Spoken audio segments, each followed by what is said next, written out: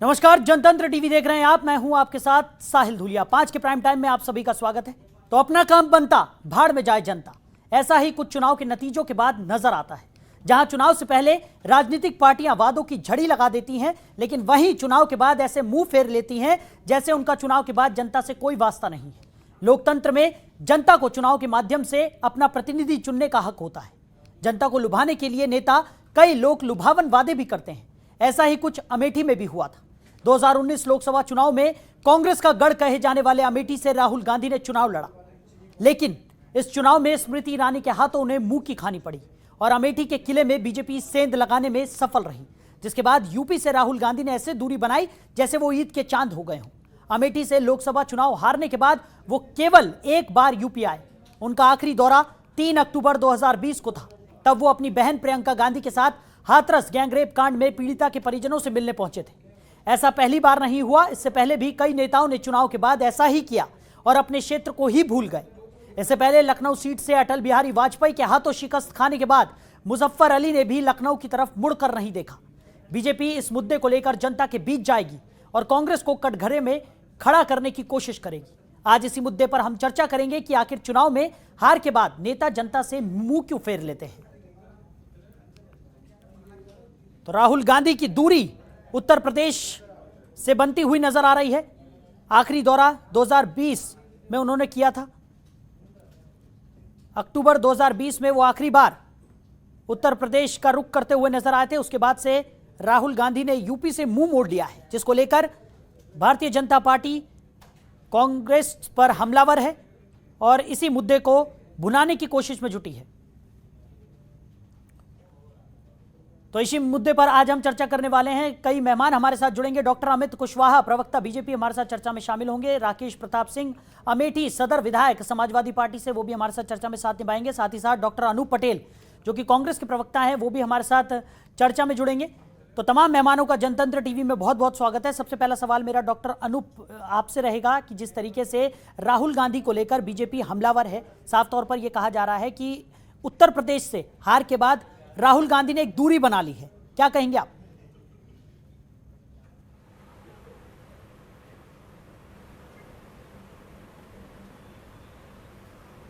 अनूप जी सुन पा रहे हैं आप? जी, एंकर कौन है? अनूप जी, आप तक मेरी आवाज पहुंच रही है?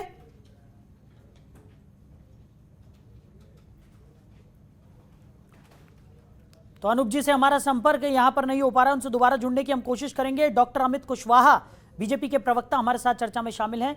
डॉक्टर साहब, क्या कुछ कहेंगे जिस तरीके से लगातार देखने को मिल रहा है कि राहुल गांधी ने एक दूरी उत्तर प्रदेश से बना ली है और जिस तरीके से भारतीय जनता पार्टी की तरफ से भी लगातार ये मुद्दा उठाया जा रहा है कि आखिर राहुल गांधी उत्तर प्रदेश में जिस तरीके से पहले सक्रिय थे, अब वो उस तरीके से सक्रिय नजर नहीं आ रहे। हालांकि प्रियंका गांधी लगातार डैमेज कंट्रोलिंग में यहां पर जुटी हुई है, कैसे देखते हैं?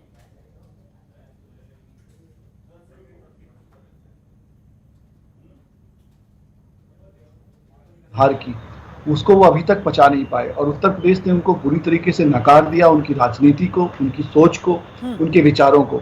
ये अपने आप में बड़ी दुर्भाग्य की बात है राहुल गांधी के लिए। इसलिए उन्हें वायनाड पे जाकर अपनी चुनावी अभियान को आगे बढ़ाना पड़ा। तो रीजन यही है कि राहुल गांधी किस मुंह से उत्तर प्रदेश की जनता के सामने मुखातिब होंगे, एक सबसे बड़ा प्रश्न इस बात का ही लगाया जाता है। दूसरी सबसे बड़ी व्यक्ति है, सबसे बड़ा जो मुद्दा है कि आप लगातार जब जिस क्षेत्र से आ रहे थे उस क्षेत्र का आपने कितना भला किया, और जब जनता ने आपको पूरी तरीके से नकार दिया और स्मृति ईरानी को 55,000 लगभग वोटों से जिताया, तो देखने में यह आ रहा है कि 2014 के बाद 2019 के चुनाव के बाद लगातार उनका एक जो वोट बैंक था वो कमजोर होता जा रहा था। और 5 विधानसभाओं में जिस तरीके से उनकी भूमिका रही है, एक तरीके से उन्होंने बिल्कुल नेग्लिजेंस इस क्षेत्र को लेकर किया हुआ था। ये वो इनके परिवार की एक सीट थी और इस तरीके से वो लगातार जीते आ रहे थे। पहले उनके पिताजी वहां से जीते, उनके चाचा जीते, संजय गांधी वहां से हारे भी, उसके बाद सोनिया गांधी की सीट रही और उसके पश्चात राहुल गांधी उस परिवारवाद से जनित एक सीट पर जीतते चले आ रहे थे। और लगभग 15 सालों में राहुल गांधी ने उस क्षेत्र के लिए, अमेठी की जनता के लिए, अमेठी के विकास के कार्यों को अनदेखा किया। आज उसी का परिणाम है कि राहुल गांधी किसी भी तरीके से, या कह सकते हैं कि कि आने के लिए कोई उनके पास वजह नहीं है। अब जो दिल्ली की दीदी हैं वो आकर कुछ ना कुछ राजनीतिक गतिविधियां करती हैं, वो एक टूरिज्म का उनका व्यवसाय है, वो अब करते हैं। वो चुनावी जैसे मेढक, बरसाती मेढक होते हैं, वो चुनाव के समय निकल आते हैं और अपनी आधार और अपनी जनाधार बढ़ाने का वो भरसक प्रयास करते हैं, समाज को तोड़ने का काम करते हैं, अराष्ट्रवादी शक्तियों के साथ खड़े होने का काम करते हैं और देश की सुरक्षा, देश की अखंडता और देश की एकता के साथ लगातार खिलवाड़ करने का काम करते हैं। अभी उसके बाद एक दौर आएगा जब ये लोग मंदिरों के चक्कर भी लगाएंगे, चंदन भी लगाएंगे, टीका भी लगाएंगे और अपने जनाधार को किसी तरीके से रिझाने का प्रयास करेंगे। लेकिन राहुल गांधी इस बात को समझते हैं कि जनता उनके इस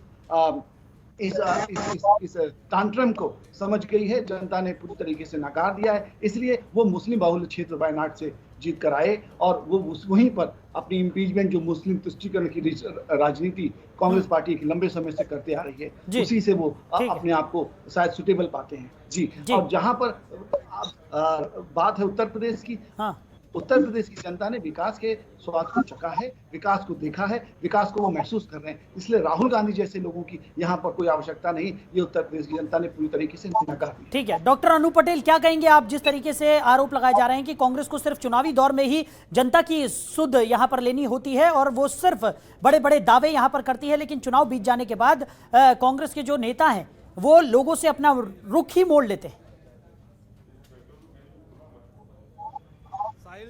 टॉपिक बहुत दिलचस्प रखे हो।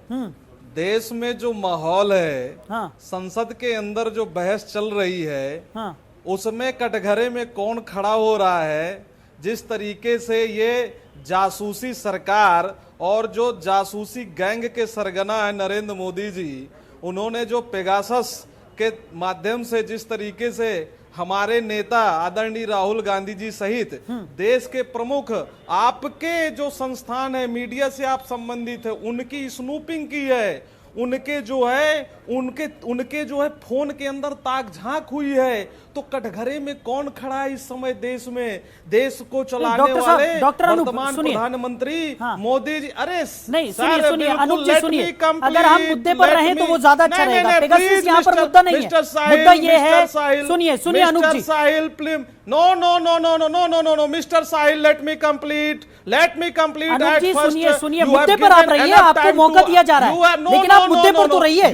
पेगासस मुद्दा नहीं है यहाँ पर। नहीं, तो पेगासस पे अगर आपको चर्चा करनी है, हमने चर्चा यहाँ पर पेगासस पर करने के लिए नहीं बुलाया। Mister Sahil, you have given enough time to another Pegasus पर यहाँ चर्चा नहीं हो रही ना। यस, सुनिए तो सही। नो, आपका हक नहीं है बीच में टोकने का बिल्कुल हक नहीं है। तो आप अगर मुद्दे से भटकेंगे तो आपको बताना मेरा फर्ज है। डिबेट कर रहे हो आपसे पेगासस के मुद्दे पर हम चर्चा नहीं कर रहे। समय नहीं, प्लीज ये कोई बात नहीं हुई। जब उन्होंने प्रवक्ता ने, बीजेपी के जो आदमी ने जब ये अपनी बात रखी तो सारी चीज रखी। अगर मैं कहूं लेकिन उन्होंने करते हो, सुनिए अनूप जी, सुनिए अनूप जी, मेरी बात सुनिए। अभी इस मुद्दे पर हम चर्चा नहीं कर रहे। अगर आप इस तरीके, मैं 1 मिनट मिस्टर साहिल, मैं आधा मिनट भी नहीं बोला, आपको दिक्कत हो गई। लेकिन आप पेगासस के मुद्दे पर बोल रहे हैं ना अनूप जी। पेगासस हमारा मुद्दा ही नहीं है, आप मुद्दे से भटक के बात कर रहे हैं। अभी मुद्दा सिर्फ इतना है कि तमाम विकास के दावे यहाँ पर उत्तर प्रदेश में किए जाते हैं, तमाम तरीके के जो विकास के दावे जनता से किए जाते हैं, चुनाव बीत जाने के बाद वो दावे कहाँ जाते हैं, ये मुद्दा है। इस पर बात रखिए अपनी। यस, समय आपको मैं आता हूँ। नहीं, ये लिसन टू साहिल, मैं रोबोट नहीं हूँ, आप रोबोट नहीं है। कोई भी चीज होती उसको जो है ना एक परिदृश्य में देखना पड़ता। आप मुझे ये बताइए, अमेठी से सांसद कौन है इस समय? अमेठी से सांसद हैं स्मृति ईरानी, कैबिनेट मंत्री। अगर आपने पूरा आंकड़ा, या जो भाजपा के लोग बैठे हैं उनके पास आंकड़ा है कि राहुल जी उसके पास बाद नहीं आए हैं, तो मैं आपसे पूछना चाहता हूं कि अमेठी संसदीय क्षेत्र के अंतर्गत स्मृति ईरानी लापता के पोस्टर क्यों लगे थे? ये सवाल है। और साथ में जब कोरोना की महामारी हुई तो हमारे जो नेता हैं, जो इस समय सांसद कहीं और से हैं, उन्होंने 20,000 20,000 मास्क वितरण किए, 20 जो है सिलेंडर, गैस सिलेंडर भेजे थे, 20 ऑक्सीजन कंसंट्रेटर भेजे थे, और हर घर के सैनिटाइजेशन के लिए उन्होंने वहां पे वो सैनिटाइजर भेजा था। सवाल ये है, ठीक है, अमित जी कि से इस जवाब समय जो देश में प्रमुख समस्याएं, नहीं मैं 1 minute, late me complete. Uttar Pradesh की जहां तक ये बात कर रहे थे कि कोई जरूरत नहीं है, अरे साहब अभी शिक्षा मंत्री और भाजपा के कार्यालय को आज जो है जो नौकरी मांग रहे 69,000 जो शिक्षा भर्ती थी, वो लोग घेरे हुए हैं, उनको आप लाठी मार रहे हो। ये कैसा विकास है सर? ये कैसा विकास है सर? ये ऐसा विकास नहीं चाहिए। महिलाओं के हाथ टूट गए, बच्चों जो है उसमें नदी में कूद रहे हैं। आखिर ये इस तरीके का विकास चाहिए? इस तरीके का विकास नहीं चाहिए। तो असमंजस की और भ्रम की स्थिति पैदा करना चाहते हैं। मैं एक का जवाब देना चाहता हूँ। 61,000 शिक्षक भर्ती की बात करते हैं, ये विषय बाद में लिया जाएगा। पहले मुद्दा है कि राहुल गांधी अमेठी क्यों नहीं गए? अमेठी के विकास के लिए राहुल गांधी ने क्या नहीं किया? और इतने सालों से जब सांसद कौन है महाराज? इनसे पूछिए कि स्मृति ईरानी कितनी बार गई है? अरे वायनाड, अरे महाराज आप बताओ ना। अरे महाराज ऐसा करो साहिल भाई, इनसे कहो कि स्मृति ईरानी से इस्तीफा दिलवा दे। नहीं, इनसे कहो कि स्मृति ईरानी इस्तीफा दे दे और राहुल गांधी रहे वहां पे। भाई स्मृति ईरानी सांसद है कि राहुल गांधी? अरे तो संसदीय क्षेत्र किसका है? अरे भाई संसदीय क्षेत्र किसका है? वो संसदीय, ये बताओ नरेंद्र मोदी जी अगर बनारस से सांसद हैं तो बनारस से सांसद है तो उनको जो है सवाल उस पे खड़े होंगे ना। बनारस से जो हार गया या बनारस का जो प्रतिनिधित्व नहीं कर रहा है तो उसका क्या मतलब है? सवाल तो उसमें होना चाहिए ना। ठीक है, इनको रोकिए तो मैं जवाब दूं। जी अमित जी जवाब दीजिए जल्दी से। ठीक है अनूप जी सुन लीजिए, जवाब ले लेते हैं, उसके बाद फिर आपको मौका दिया जाएगा। तो ये बताइए कि शिक्षा में अमेठी इतना पिछड़ा क्यों था? आज पर कैपिटा इनकम में अमेठी सबसे गरीब राज्यों में आप कह सकते हैं कि जिलों में आता है प्रदेश के।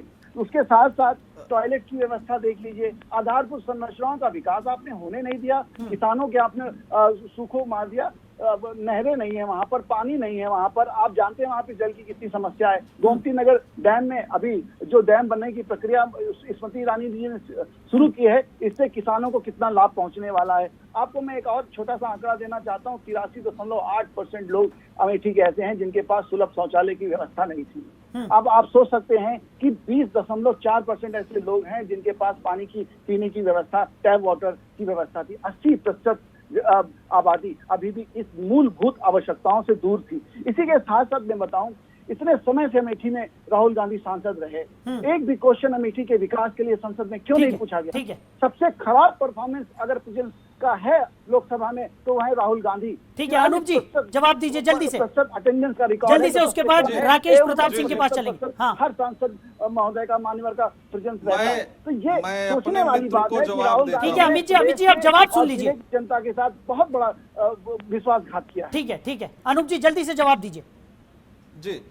जी 2017 में बीजेपी की सरकार बनी यहाँ पे, ठीक। 19 में सांसद बनी है। अगर 5 साल होने वाले हैं, अगर अब भी विकास नहीं हुआ है, अच्छा क्या अमेठी उत्तर प्रदेश से अलग है? क्या अमेठी भारत से अलग है? ये लोगों ने, इन्होंने एक एक गांव गोद लेने की, गांव जो है गोद लिया था विकास के लिए। ये मुझे बताएं, अमित जी बताएं या विधायक जी बताएं, उस गांव का कितना विकास हुआ है? उसका HDI में कितना रैंकिंग आया है? उसमें से कितना ठीक हुआ है? सर और ये बताएं मुझको चलिए वहां से वहां स्मृति ईरानी जी के लापता होने के पोस्टर क्यों लगे थे? इसका जवाब बताएं मुझे। ठीक है अमित जी, अनूप जी शांत हो जाइए। राकेश जी का रुख कर लेते हैं। राकेश जी आप क्या कैसे देखते हैं? अगर सवाल जिस तरीके से आरोप प्रत्यारोप तो यहाँ पर देख ही रहे हैं हम, लेकिन सवाल ये है कि चुनावी दौर में तो तमाम तरीके के वादे यहाँ पर, बड़े बड़े लोक लुभावन वादे यहाँ पर जनता से किए जाते हैं, लेकिन उसके बाद जो नेता होता है वो नदारद हो जाता है। क्या कहेंगे आप?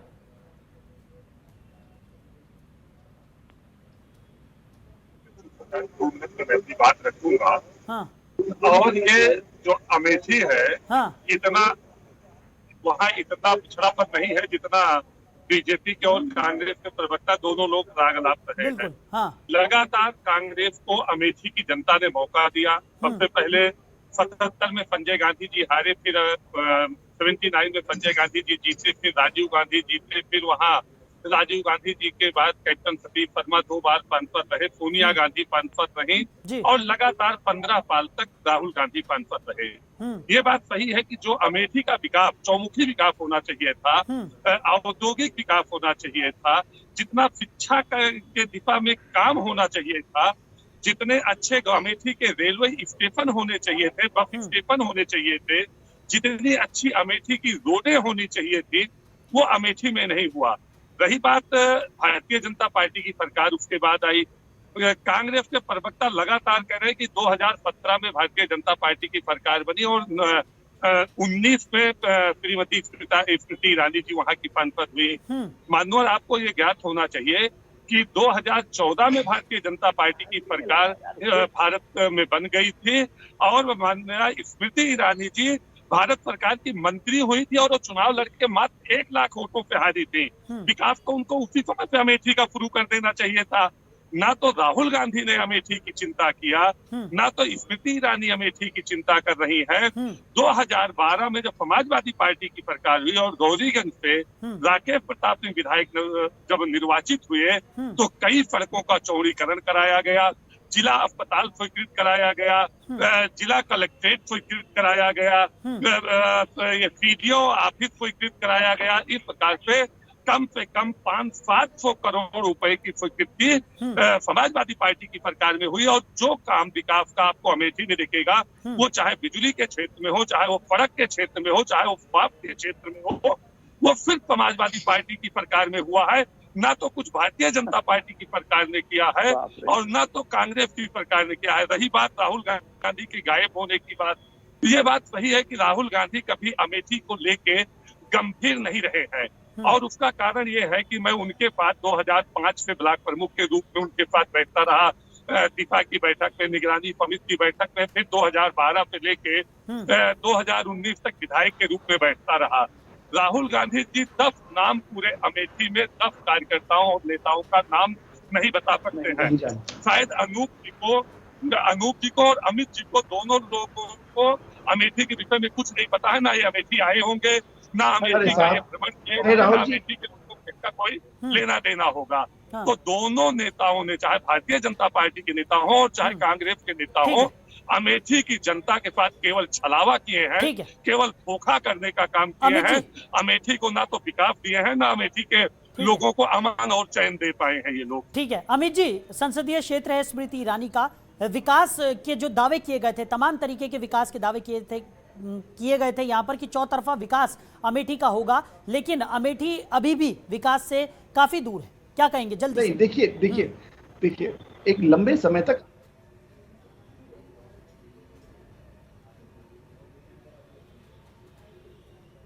उत्तर प्रदेश में जो भारतीय जनता पार्टी सत्ता से बाहर थी उसका परिणाम है। और दूसरी बात है जो मेन मुद्दा है कि राहुल गांधी ने अपने क्षेत्र में विकास को लेकर क्या किया।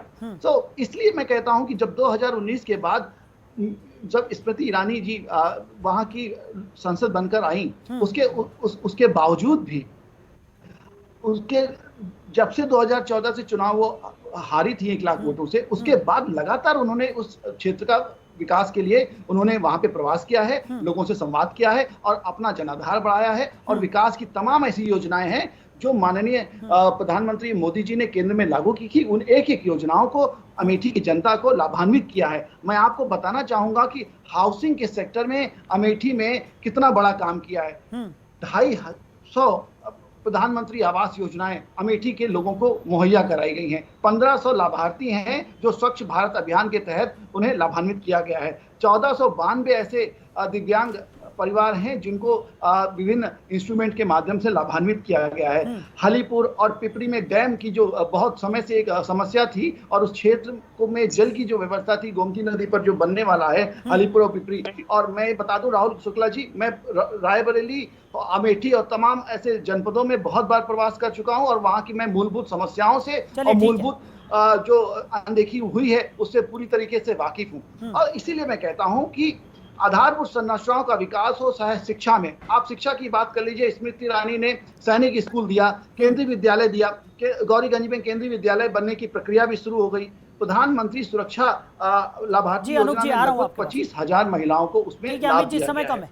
121 करोड़ का सैंक्शन कराया है, जिसमें मिलिट्री स्कूल बनना है अमेठी में। इसके साथ साथ संग्रामपुर में गर्ल्स कॉलेज की स्थापना एक बहुत बड़ा काम है अमेठी की जनता के लिए।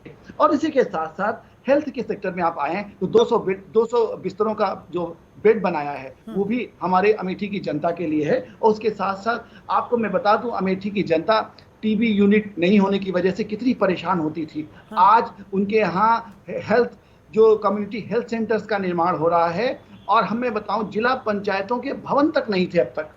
55 जिला पंचायतों में हमारी सांसद महोदया ने अपने आवास बनाए। चलिए ठीक है, अनूप जी का रुख कर लेते हैं। अनूप जी, आप क्या कहेंगे जिस तरीके से बार बार ये सवाल उठ रहा है कि राहुल गांधी ने उत्तर प्रदेश से दूरी बना ली है, उसका खामियाजा यहाँ पर कांग्रेस को भुगतना पड़ेगा आने वाले चुनाव में, और प्रियंका गांधी डैमेज कंट्रोल में जुटी हुई है। जी हाँ, जवाब दे दीजिए। जी हाँ, मुझे लगता है ये सवाल अमेठी के साथ साथ आपका यूपी से भी जुड़ा है। बिल्कुल, जो आपने किया है। बिल्कुल। तो मैं अपना जो मेरा जवाब है तो उसको मैं अमेठी के साथ यूपी में भी विस्तारित करूंगा। जल्दी से, समय कम है, आपको या किसी को दिक्कत नहीं होनी चाहिए। बिल्कुल बिल्कुल नहीं। जी जी, देखिए, राहुल गांधी वर्तमान में अमेठी से सांसद नहीं है।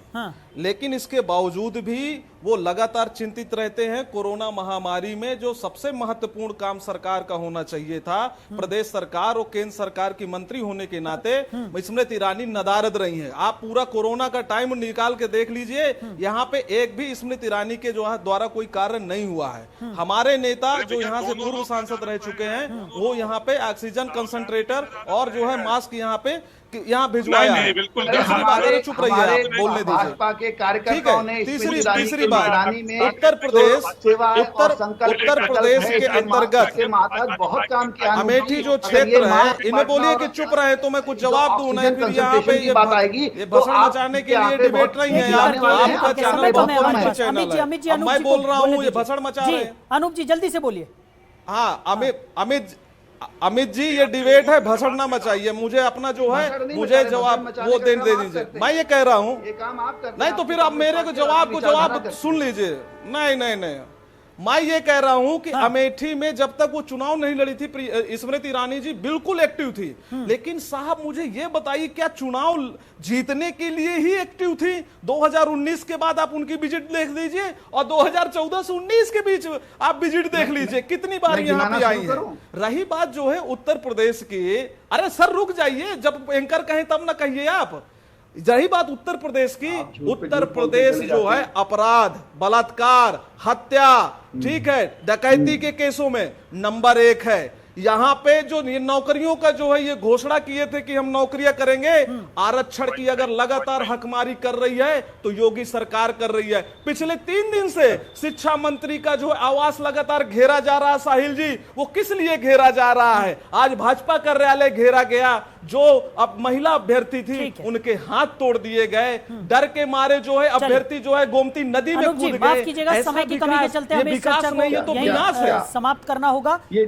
अनूप जी, हमारे साथ जुड़ने के लिए आपका बहुत शुक्रिया। अमित कुशवाहा, बीजेपी प्रवक्ता, हमारे साथ जुड़े हुए थे, आपका भी बहुत शुक्रिया हमारे साथ चर्चा में शामिल होने के लिए। राकेश प्रताप सिंह, अमेठी सदर विधायक सपा, हमारे साथ जुड़े हुए थे, आपका भी बहुत शुक्रिया हमारे साथ चर्चा में साथ निभाने के लिए। तो तमाम पार्टियों की तरफ से अपनी अपनी पार्टी की तरफ से किए गए कार्यों का उल्लेख यहाँ पर करते हुए वो नजर आते हैं। लगातार ये दावे किए जाते हैं कि जनता के लिए तमाम बड़े कार्य यहाँ पर किए जाएंगे, लेकिन ज़मीनी हकीकत की अगर बात करें तो चुनाव निकल जाने के बाद जो नेता होते हैं वो नदारद हो जाते हैं, जनता से उनका रुख मुड़ जाता है, जिसके बाद जनता सिर्फ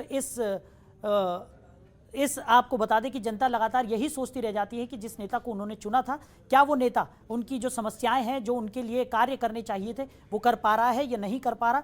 इसी कश्मकश में जनता यहाँ पर फंसी रह जाती है और यही हमारा मुद्दा था। लेकिन इसका जवाब यहाँ पर कोई भी पार्टी का नेता ठीक ढंग से देता हुआ नजर नहीं आया। तो फिलहाल अब यही देखना होगा कि आने वाले चुनाव में किसको जनता यहां पर स्वीकार करती है और किसको हार का मुंह ताकना पड़ता है। तो फिलहाल इस खास पेशकश में इतना ही। आप बने रहिए और देखते रहिए जनतंत्र टीवी। नमस्कार। खबरों के निष्पक्ष विश्लेषण के लिए सब्सक्राइब करें Janatantra TV and press the bell icon Never miss any update.